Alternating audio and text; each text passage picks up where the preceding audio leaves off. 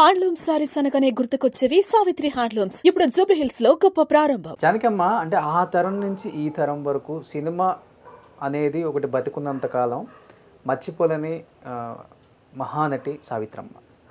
మహానటి ఒక సినిమా తీస్తే ఈ తరం అంటే ఇప్పుడున్న యంగ్ జనరేషన్ కూడా అసలు ఆమె ఎలా బతికారు, ఎలాంటి సినిమాలు తీశారు, ఆమె రియల్ లైఫ్ స్టైల్ ఎలా ఉంటుందో కనుక్కోవడానికి చూడటానికి మాత్రమే వెళ్ళారు. అంటే ఆమె సినిమా జీవితం గురించి ఎవరికి అక్కర్లేదు, ఎందుకంటే ఆమె గురించి మనం గొప్ప గొప్ప చరిత్ర విన్నాం. ఆమె దానాలు ఒంటి మీద ఉన్నాయి కూడా ఇచ్చేస్తుంటారంట.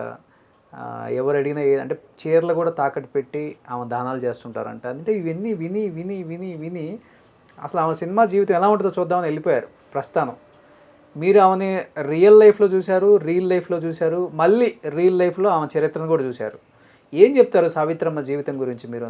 నేను ఆవిడతోటి ఎక్కువ క్లోజ్గా చేశాను, సినిమాలు ఆవిడతో చేశాను. ఆవిడ ఒక మదర్ చేశారు, నేను ఒక మదర్ చేశాను. తర్వాత ఆవిడ హీరోయిన్ చేసేటప్పుడు చిన్న చిన్న వేషాలు ఆవిడ పక్కన వేశాను. కానీ ఎప్పుడు అదే చెప్తున్నాను కదా, ఎంతలో ఉండాలో అంతలోనే ఉండేదాన్ని తప్ప ఎక్కువ క్లోజ్గా వెళ్ళేదాన్ని కాదు. కానీ ఆమెకి ఇష్టం కదా తెలుగు వాళ్ళన్నా, తెలుగు యాక్టర్స్ అన్నా, మన వాళ్ళన్నా. వాళ్ళ ధోరణి ఎలా ఉండేదంటే, వాళ్ళు ఎంతసేపు హీరోలు వాళ్ళు వీళ్ళు కలిసి మాట్లాడుకోవడం తప్ప మనలాంటి వాళ్ళని పలకరించి హలో అంటే హలో అంతవరకే. నేను ఎక్కువ అంత కలగ చేసుకునేదాన్ని కాదు. కానీ ఆవిడ నాకు తెలిసి ఒంటి మీద గోల్డ్ ఈల్డ్ అంతా పాపం అప్పట్లో ఆర్టిస్టులు అందరూ బంగారం వేసుకొని వచ్చేవాళ్ళు, రియల్ బంగారం సెట్కి. ఈ మేకప్ అది తీసేటప్పుడు మామూలుగా అలవాటు చెప్పుని తీసేస్తారు కదా, గాజులు గీజులు అలా తీసి అలా ఎన్ని పారేసుకుందో. గాజులని, మెళ్ళ నెక్లెస్లని, ఇంతంత హారాలు వేసుకొని వచ్చారు. అప్పట్లో చవకే కదా ఎక్కువ గోల్డ్ అంతా.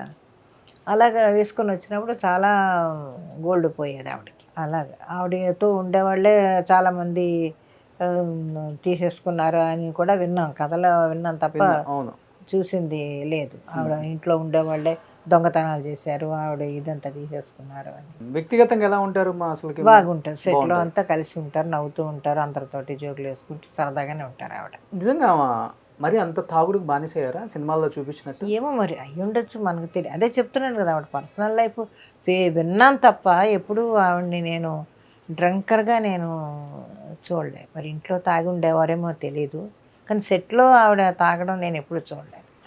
ఈవిడ కొంచెం దొరికిపోతారు, కేఆర్ విజయ్ గారు కొంచెం దొరికిపోయేవారు కాస్త మాటల్లో తేటల్లో. ఇక్కడ సెట్లోకి వచ్చిన తర్వాత వస్తారేమో అనుకుంటా, కొంచెం దొరికిపోయేవారు. కానీ ఈవిడ అసలు ఎప్పుడు అలా కనపడలేదు. ఆ స్టేజ్కి వచ్చే వరకు ఆవిడ చేయలేదు అనుకుంటున్నాను నేను, సావిత్రి గారు అంత. ఎందుకంటే వీళ్ళెవరు ఊరుకోరు కదా, ఇప్పుడు నాగేశ్వరరావు గారు, రామారావు గారు వీళ్ళెవరు ఊరుకోరు కదా. ఎప్పుడు అలాగా ఆ స్టేజ్లో ఆవిడ రాలేదు సెట్కి. చివరి రోజులు వెళ్ళి చూసి వచ్చారమ్మా మీరు? లేదండి, ఆమె చూడాలంటే కూడా చాలా బాధ అనిపించింది. ఇండస్ట్రీ నుంచి కూడా ఎవరు రాలేదని దాసరి గారు 2-3 సందర్భాల్లో ఆయన డబ్బులతోనే నేనే చేయించాను మొత్తం కార్యక్రమం కూడా ఆమెని అని చెప్పి కూడా అంటే అంత దీనస్థితికి వెళ్ళారా అమ్మ అనేది.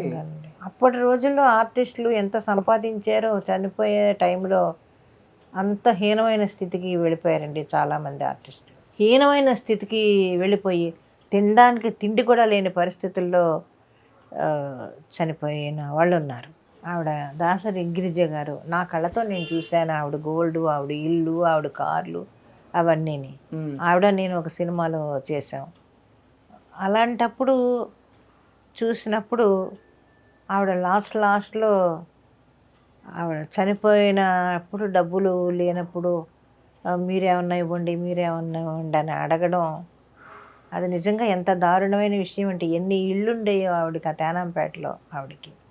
మరి అలా చాలామంది ఉన్నారు డబ్బులు లేకుండా.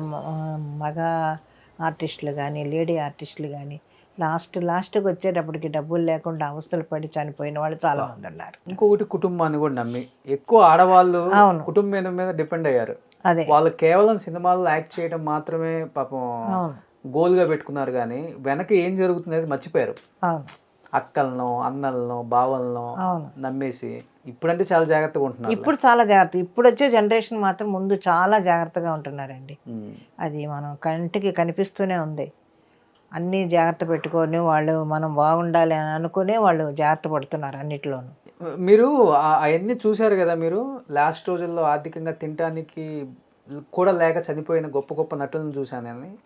ఏం నేర్చుకున్నారు లైఫ్లో? గుణపాఠం లాంటిది ఏం అర్థమైంది మీకు అసలు? నాకు అర్థమైంది ఏంటంటే ఉన్న దాంట్లో మనం జాగ్రత్తగా ఉండాలి. ఆ, ఇప్పుడు మనం దానం చేయొచ్చు, ఎవరికైనా ఇవ్వచ్చు, కానీ ఎంతవరకు అవసరం అంతవరకు ఇచ్చి మన వరకు మనం చూసుకోవాలంటాను నేను. అవును. లేకపోతే మనకి ఎవరు మనం చేజాపి ఇంకొకరిని అడుగునే పరిస్థితి మనం తెచ్చుకోకూడదు కదా. అది మిమ్మల్ని కాపాడుతుంది, మిమ్మల్ని నమ్ముకున్నాం, మీ వెనకున్న వాళ్ళని కాపాడుతుంది రేపటి రోజు. ఏ బాధ ఉండదు ఎవరికి. గ్రేట్ అమ్మ, అది గ్రేట్. అది సుమన్ టీవీలో మీ పర్సనల్ అండ్ బిజినెస్ ప్రమోషన్స్ కోసం కింది నెంబర్కి కాంటాక్ట్ చేయండి.